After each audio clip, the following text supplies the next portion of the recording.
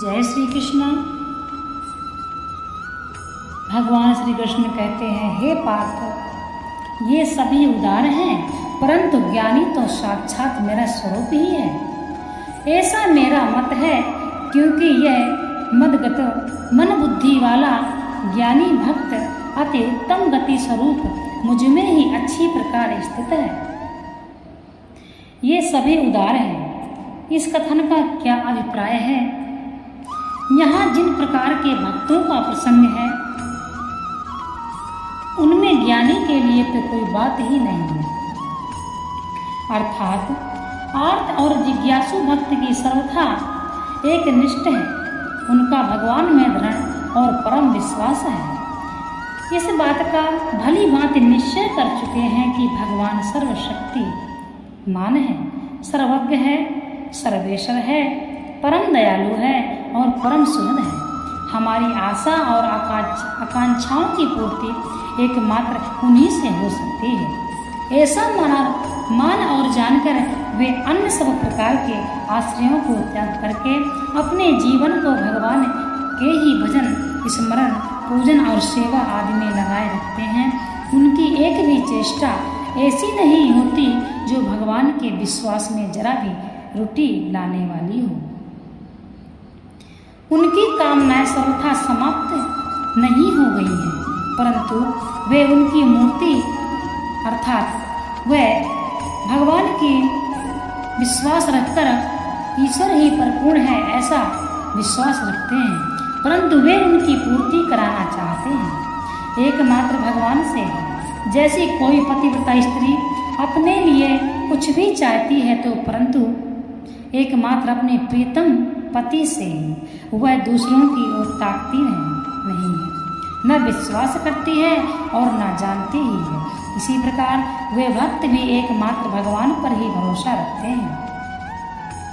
इसीलिए भगवान कहते हैं कि वे सभी उदार हैं। इसलिए 23वें श्लोक में भगवान ने कहा है, मेरे भक्त चाहे जैसे भी मुझे भजते हों, अंत में वे मुझको ही प्राप्त होते हैं। 9वां अध्याय भी भगवान की भक्ति का ऐसा ही फल बतलाया गया है। यहाँ तो के प्रयोग का क्या अभिप्राय है?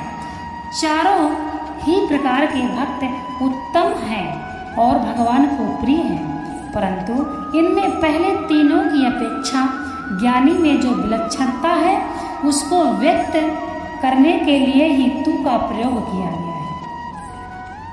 ज्ञानी तो मेरा स्वरूप ही है, ऐसा मत है। इसका कथन क्या अभिप्राय है? अर्जुन पूछते हैं। भगवान कहते हैं, हे पार्थ, यहाँ भगवान ये दिखला रहे हैं कि ज्ञानी भक्त में और मुझ में कुछ भी अंतर नहीं है। भक्त है सो मैं हूँ और मैं हूँ सो भक्त है। युक्त आत्मा क्या है? जिनके मन बुद्धि भली भांति भगवान में तन्मय हो गए हैं, उन्हें युक्त आत्मा कहते हैं। और ऐसे पुरुष का एकमात्र भगवान को ही सर्वोत्तम और परम गति समझकर नित्य निरंतर उनमें एक ही भाव से अचल स्थित हो जाना, अर्थात उनको प्राप्त हो जाना ही अति उत्तम गति स्वरूप भगवान में अच्छी तरह स्थित होना है। तथा बहुत जन्मों के अंत के जन्म में तत्व ज्ञान को प्राप्त पुरुष सब कुछ वासुदेव ही है। इस प्रकार मुझको भजता है वह महात्मा अत्यंत दुर्लभ है। जिस जन्म में मनुष्य भगवान का ज्ञानी भक्त बन जाता है, वही उसके बहुत से जन्मों के अंत का जन्म है। क्योंकि भगवान को इस प्रकार तत्व से जान लेने के पश्चात उसका पुनः जन्म नहीं होता, वही उसका अंतिम जन्म होता है। यदि यह अर्थ मान लिया जाए कि बहुत जन्मों तक सकाम भाव से भगवान की भक्ति करते करते उसके बाद मनुष्य भगवान का एकांतिक ज्ञानी भक्त होता है, तो क्या हानि है? ऐसा मान लेने से भगवान के अर्थात और आर्त और जिज्ञासु भक्तों के बहुत से जन्म अनिवार्य हो जाते हैं। परंतु भगवान ने स्थान स्थान पर अपने सभी प्रकार के भक्तों को अपनी प्राप्ति का होना बतलाया है और वहाँ कहीं भी बहुत जन्मों की शर्त नहीं डाली।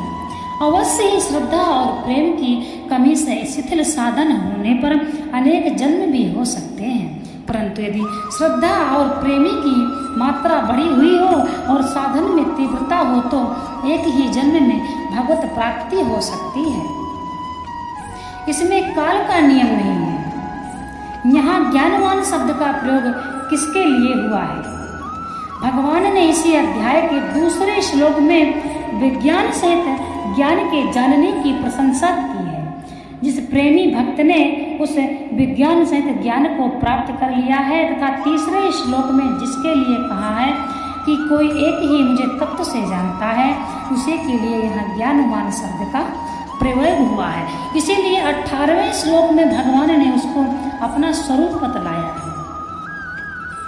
संपूर्ण जगत वासुदेव का ही स्वरूप है। वासुदेव के सिवा और कुछ है ही नहीं। इस तत्व का प्रत्यक्ष और अटल अनुभव हो जाना, उसी में नित्य स्थित रहना, यही सब कुछ वासुदेव है। इस प्रकार से भगवान का भजन करना वह महात्मा अत्यंत दुर्लभ है। इस कथन का क्या अभिप्राय है? इसका यह अभिप्राय है कि जगत में प्रथम तो लोगों की भजन की और रुचि ही नहीं होती है। हजारों में किसी का कुछ होती है और तो कुछ अपने स्वभाव के वश शिथिल प्रयत्न होकर भजन छोड़ बैठता है। यदि कोई विशेष प्रयत्न करता भी है तो वह श्रद्धा भक्ति की कमी के कारण कामनाओं के प्रवाह में उसको बहाता रहता है। इस कारण वह भी भगवान को तत्व से जान ही नहीं पाता। इससे यह सिद्ध है कि जगत में भगवान को तत्व से जानने वाले महापुरुष कोई विरले ही होते हैं। अतएव यही समझना चाहिए कि इस प्रकार के महात्मा अत्यंत दुर्लभ होते हैं। इसीलिए कहते हैं महात्मा के दर्शन बड़े दुर्लभ हैं। यानी किसी भी साधु महात्मा के दर्शन जब ही होते हैं जब भगवान की इच्छा होती है। जब हनुमान जी विभीषण के पास पहुंचते हैं लंका में, तो विभीषण जी कहते हैं हे हनुमान, आज मुझको यह भरोसा हो गया, आबे मोहि भरोसे हनुमंता, बिन हरि कृपा मिले नहीं संता। यानी बिना हरि कृपा के संत कभी संत के दर्शन नहीं होते हैं। यदि संत के दर्शन किसी को होते हैं तो यह संकेत है कि भगवान आप पर प्रसन्न हैं और भगवान के ही दर्शन आपको हो रहे हैं। इसलिए संतों का सम्मान करें। हमारे हिंदू धर्म में सनातनी में सभी को संत पूज्य होते हैं। साधु संतों की हमेशा आपको प्रणाम करना चाहिए। साधु संत हरि का ही एक रूप है पृथ्वी लोक पर। उन भोगों की कामना द्वारा जिनका ज्ञान हरा जा चुका है, वे लोग अपने स्वभाव से प्रेरित होकर उस नियम को धारण करके अन्य देवताओं को भजते हैं, अर्थात पूजते हैं। इस प्रकार मनुष्य यदि भक्ति भी करना चाहता है तो वह अनेक भावनाओं में बह जाता है और उनकी भक्ति भी खंडित हो जाती है।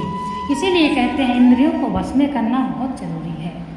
मन से बड़ा बहरूपिया कोई नहीं है। यदि मन नहीं कंट्रोल है तो इंसान भगवत प्राप्ति नहीं कर सकता।